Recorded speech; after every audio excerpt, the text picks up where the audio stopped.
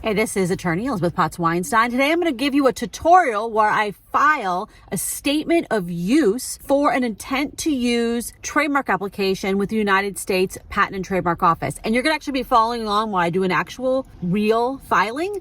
This is on one of my trademarks for my other YouTube channel, Elizabeth Off Grid. So first, let me show you what I got from the trademark office. So when you file an intent to use application, one where you aren't actually using it yet, you later on have to prove that you're using it. Okay, that's the short version of that. So first, the trademark office examines it, and then if they think that you're going to be allowed, you'll get a notice of allowance. And this is just an email that you're going to get from them. And here's the notice of allowance for my Elizabeth Off Grid trademark, and it's sent to your email address that you gave them, and then it tells you that you have a deadline. Okay, this is a 6-month deadline. Now, if you are not using it in commerce, in other words, it's not monetized in the United States, during that 6-month time period, you can file extensions. And that's the topic of another video. We're not doing that right now. Here, I have monetized this. The channel was actually monetized a while ago, last year. And so I can prove this up and file the statement of use. But I had a 6-month deadline. It's really important to keep track of the deadlines with the Patent and Trademark Office. Now, can't find this email or something? Let me show you how to find the back end of your file. And this is a really good thing to have. You go to a website that is tsdr.uspto.gov. And there you can put the serial number in for your trademark and hit the status, and it will pull up the back end file for your trademark. This is a good idea to do whenever you're going to do a filing for your trademark, or also just to check on the dates and the deadlines and all this stuff. And so you can see in here that the notice of allowance was sent. So one of the first things we need to do is prepare what's going to go into this statement of use. So go to your goods and services and look at this and make sure you're actually doing these things, okay? Because you have to file it for each numbered class, some sort of proof. And you need to be actually still doing the things in here. So in here, I am just doing a continuing educational program via videos, non-downloadable videos. Yeah, I'm still doing this. And I have a whole bunch of different categories in here about things that I talk about in my videos on that channel, and I'm still doing things. I still intend to do things. This is really important to go back and look at this and make sure this is still what you're doing, because this is an opportunity to drop some of those things. If you realize I'm never going to do that, you can no longer say under penalty of perjury that you are doing it, right? So this is a time to put in there that you're not doing it. Now, you don't have to file a proof for every single thing inside this numbered class. It just need to be something for this entire numbered class. Now, for here, I'm in the class of 41, which is all kinds of educational and informational services. So I'm going to be filing the proof of use for a service. It's a little bit different for a product, because a physical product, you could take a picture of the product with the trademark on it. Obviously, I can't take a picture of the concept of teaching people information, right? So I have to show where I'm providing the services. So let's go ahead and look at that. Now here's my YouTube channel, my other YouTube channel, Elizabeth Off Grid. And I actually kind of zoomed out a little bit so you could kind of see more of it. And this is what I'm going to be taking a screenshot of. So I will literally just take a screenshot of my YouTube channel. Now, for the idea is you need to show where your services are offered for sale, where they're monetized, and it needs to have enough information so the trademark office can tell what the heck you're doing, okay? And so that's one of the reasons I zoomed out, so they could see like multiple videos there. And so I'm going to just take a screenshot. Let me get my screenshot thing, put it up there. I also, by the way, this is in an incognito window, and just do that so it doesn't have all kinds of information about my other YouTube people that I follow and stuff like that, because that would just be weird. All right, so I'm going to save this. Now, one thing to note is that this file that I saved is not a file that can be filed with the trademark office. They need a PDF or JPG. So I am going to export it as a JPG file, and then it's fine. You don't have to call it anything particular. You're also just going to leave this open because you're going to need to cut and paste this URL in there. And note today's date, which as I'm recording this is May 13th. And so that date is going to need to go in the thing, which I'll show you. Next thing I'm going to look at is, when did I monetize this? Now, in this case, I monetized that channel a number of different ways, but the first way I monetized it was just via ads, okay? And the first time ads appeared on the channel was August 25th, 2023. And so that's important to note. I'm going to put that in a little form, August 25th, 2023, okay? Because I'm going to cut and paste that into the form that we're going to look at in a sec. All right, so now we have everything prepared. Now we're going to go ahead and file this. Typically, when I want to file any form with the trademark office, I just go to the main USPTO.gov, go to trademarks, go to apply online, and then it has this list of all the different kinds of forms. You scroll down and you get to intent to use forms.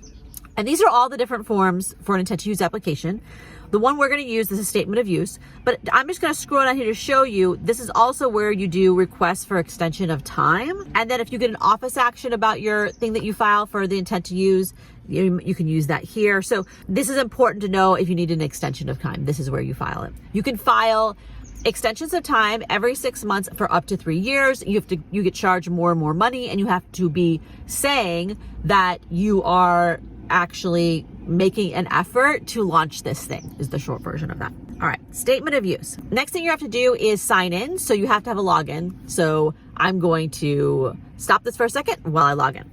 Okay, I have logged into the site, and now I get to the actual allegation of use or statement of use, amendment to alleged use.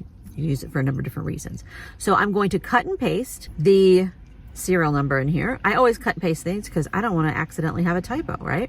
Am I filing request to divide? Okay, so the request to divide, I just want to mention this here. If you filed your trademark in, let's just say, 2 classes, one of them you're actually using and the other one you're not using yet. So if you want to have the one you're actually using actually have the trademark be issued, you can request to divide the application in 2 applications. They're going to charge you a bunch of money for that, but it can be a very good idea if one of them isn't going to be launched for years and this one is done and you want this to issue. So, but I'm not doing that because I did it under 1 class. I actually recommend a lot of times doing it under 1 class. Like a lot of times we'll put different classes in separate trademark applications for that exact reason. Okay. They'll get if you file 2 or 3 or whatever trademark applications on the same day, they actually assign to the same examiner and they'll look at it all at the same time. Is it a new attorney? No. Do you submit a new drawing of the mark? No. So I'm not filing this as an attorney. I'm filing this just as the owner of it. So I don't need to check any of that. And I am the owner. This is my business address. Ooh, okay. So I just realized something. So this is an opportunity to actually fix things that are not correct. So I actually just realized that this is putting my work address as where I'm actually located, and I am not actually located there. So I'm going to stop this for a second and put in my actual real address. Okay, I got the address in there.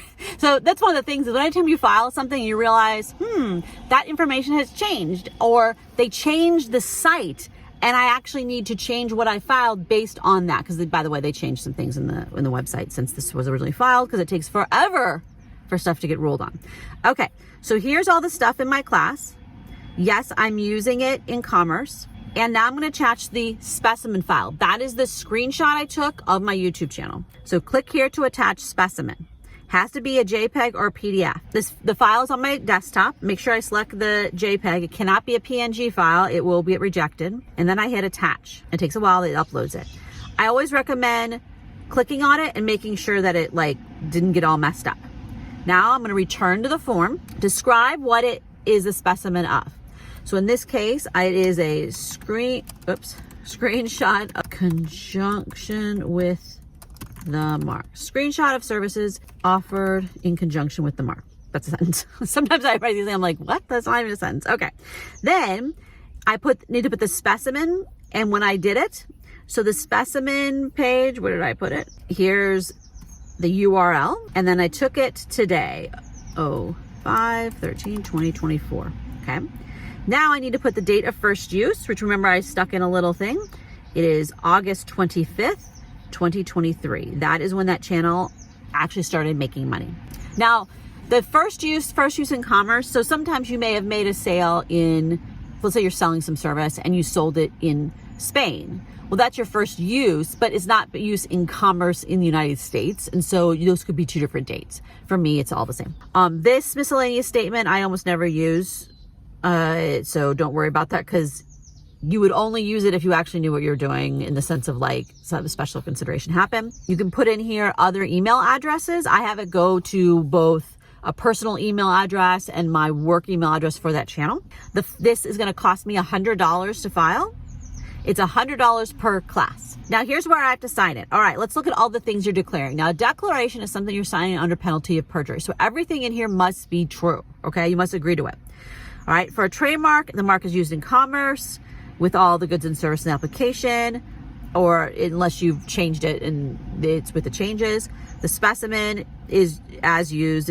It's to the best of your knowledge that there's no other persons are using it, there's no intent to deceive, etc.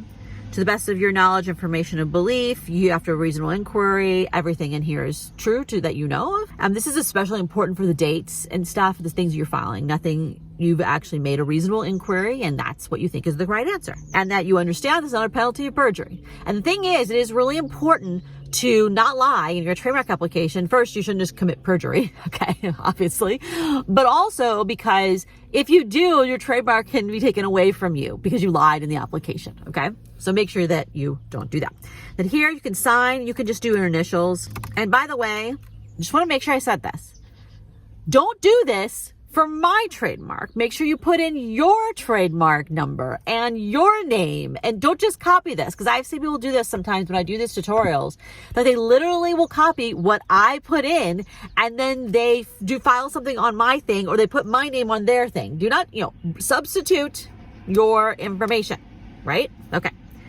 So then I put my name, owner, I'm not doing it as an attorney.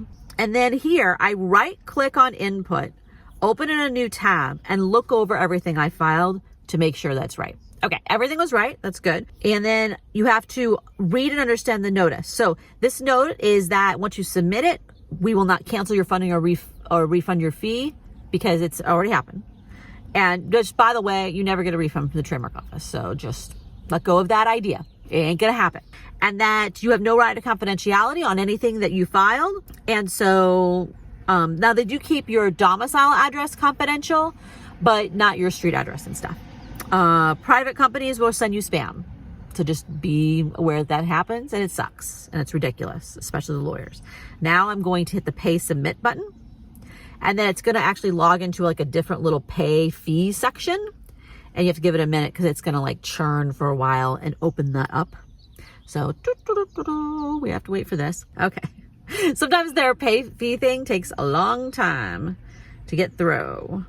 I wish I could like just have a credit card on file with them, but they don't do. I have to input it every time. So you scroll down, hit credit card, debit card. They give you no other payment option, so I don't know why you have to click on that. And now you put in your credit card information. And then after that, you get to the submission successful screen. So this is where you can click and you can get the receipt, and it will download the receipt to your computer, and you definitely want to do that so you have that on file. But if you forget to do that, you can always go to your actual back end.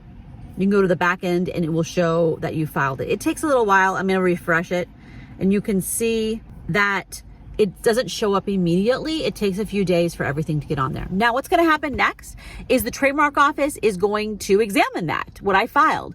They may accept it. They may reject it. Lately, I've had some getting rejected. The one thing to understand is the trademark office regularly revisits their rules and creates new obligations and rules for things. And they don't actually like kind of tell you about it ahead of time. You just get a rejection and you're like, oh, there's a new rule no one knew about. So that's something important to realize, is that you may get a rejection that's really surprising, and that's just, you just have to read it and see what the new policy is. Hopefully this won't get rejected. If it does, it'll make a good topic for a video, won't it? So once this actually gets, I get a response back. If it's a rejection, I will do another video to show you what I did. And if it's an acceptance, I'll post it in this video and let you know that that happened. Thank you all so much for watching. If you have any questions about filing your statement of use in your intent to use trademark application with the United States Patent and Trademark Office, feel free to leave that question below in the comments and I'll try to point you in the right direction. Thumbs up, subscribe, all the things. Talk to y'all next time. Bye-bye.